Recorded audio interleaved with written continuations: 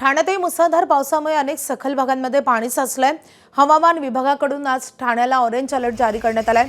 गेल्या 23 तासात ठाण्यात 65.21 मिलीमीटर पावसाची नोंद झाली आहे।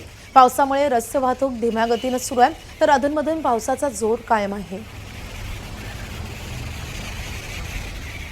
ठाण्यामध्ये काल रात्रीपासून मुसळधार पाऊस कोसळताना आपल्याला पाहायला मिळतंय। मी सध्या ठाण्यातील वंदना डेपो परिसरामध्ये आपण जर पाहिलं की मोठ्या प्रमाणात सकाळपासून पाऊस सुरू आहे आणि गेल्या 23 तासात 62 मिलीमीटर पावसाची नोंद झालेली आहे। जे ठाण्यातले काही सखोल भाग आहे त्या सखोल भागात देखील आता पाणी साचायला सुरुवात झालेली आहे।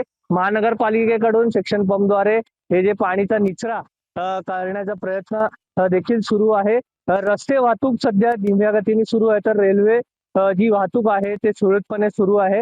आणि जर पावसाचा असा जोर कायम राहिला तर ठाण्यातील अनेक जे सखोल भाग आहे त्या सखोल भागात आणखीन पाणी वाढवायची शक्यता नाकारता येत नाही। व्हिडिओ जर्नलिस्ट विनय राजभर इथेच पांचाळ, एबीपी माझा, ठाणे। एबीपी माझा, उघडा डोळे बघा नीट।